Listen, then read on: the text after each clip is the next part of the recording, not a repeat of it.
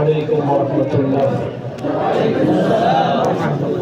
الحمد لله رب العالمين، والصلاة والسلام على سيد الأنبياء والمرسلين وعلى آله وأصحابه ومن تبعهم ودعا بدعوتهم إلى يوم الدين. أما بعد، أعوذ بالله من الشيطان الرجيم. بسم الله الرحمن الرحيم. وأعدوا لهم ما استطعتم من قوة ومن رباط الخيل ترهبون به عدو الله وعدوكم وآخرين من دونهم. صدق الله العظيم.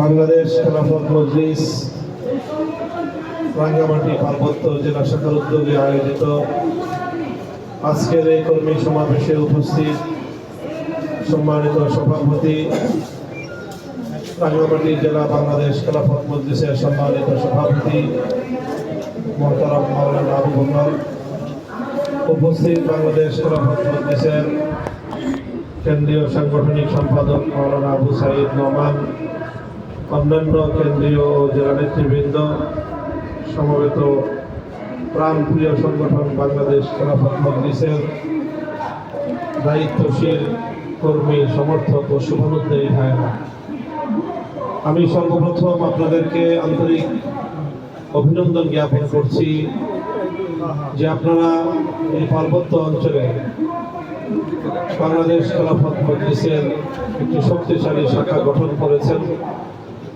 এবং বিপুল পরিমাণ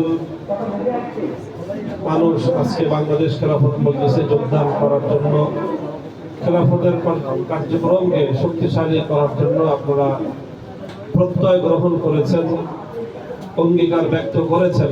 আল্লাহ পাক রব্বুল আলামিন আপনাদেরকে এই প্রতিশ্রুতি, এই প্রত্যয়, অঙ্গীকার পূরণ করার তৌফিক দান করুন। প্রিয় দিনী ভাইয়েরা, আপনারা এমন একটি অঞ্চলে বসবাস করছেন যে অঞ্চল প্রতিনিয়ত, প্রতি মুহূর্তে একটা লড়াই, একটা সংঘাত, একটা সংগ্রামের মধ্য দিয়ে এই এলাকা অতিক্রম করে। সে সংঘাত এবং সে লড়াই একদিকে যেরকম দেশের স্বাধীনতা রক্ষার লড়াই, দেশের অখণ্ডতা রক্ষার লড়াই, একই সঙ্গে সেই লড়াই হলো ঈমান এবং দ্বীন নিয়ে বেঁচে থাকার লড়াই। আমি এমনিতেই বাংলাদেশের ব্যাপারে একটা কথা বারবার বলে থাকি, বাংলাদেশের স্বাধীনতা এবং ইসলাম এক সূত্রে গাঁথা। বাংলাদেশে যদি ইসলাম বিপন্ন হয় তাহলে বাংলার স্বাধীনতা রক্ষা পাবে না। আমার সেই কথা আপনাদের পার্বত্য অঞ্চলের ব্যাপারে শতভাগ নয়, সহস্র ভাগ বাস্তবসম্মত।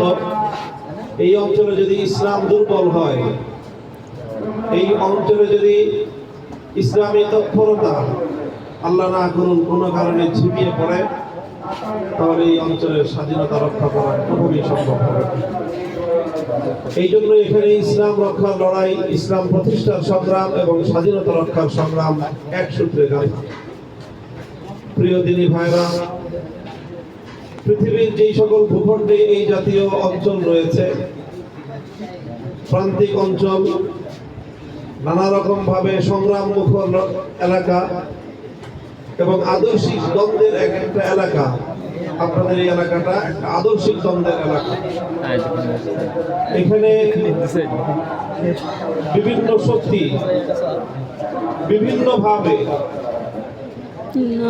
তারা মুসলমানদেরকে, অন্যান্য ধর্মাবলম্বীদেরকে ধর্মান্তরিত করে একটি ভিন্ন ধর্মীয় একটি অঞ্চল, একটি রাষ্ট্র গঠন করা একটা স্বপ্ন দেখছে এবং সেই জন্য তারা এই অঞ্চল থেকে মুসলমানদেরকে তথা বাঙালিদেরকে, বাংলাদেশের মুসলমানদেরকে তারা এই অঞ্চলে দুর্বল করে দিতে চায় এবং এখান থেকে তাদেরকে উৎখাত করতে চায়। এবং সেই ষড়যন্ত্রের অংশ হিসেবেই চরম বৈষম্যমূলক একটি সমাজ কাঠামো এখানে গড়ে তোলা হয়েছে। এই সমাজ কাঠামো নির্মাণের ক্ষেত্রে, বৈষম্যমূলক এই সমাজ কাঠামো নির্মাণের ক্ষেত্রে যেমনি ভাবে বিগত দিনের বাংলাদেশের সরকারগুলো নতজানু ভূমিকা পালন করেছে, ঠিক তদ্রূপ আন্তর্জাতিক ইসলাম বিদ্বেষী চক্র তারা এখানে ইসলাম এবং মুসলমানদেরকে দুর্বল করার জন্য নানা ধরনের আয়োজন এবং ষড়যন্ত্র করেছে এবং অব্যাহতভাবে করে চলেছে।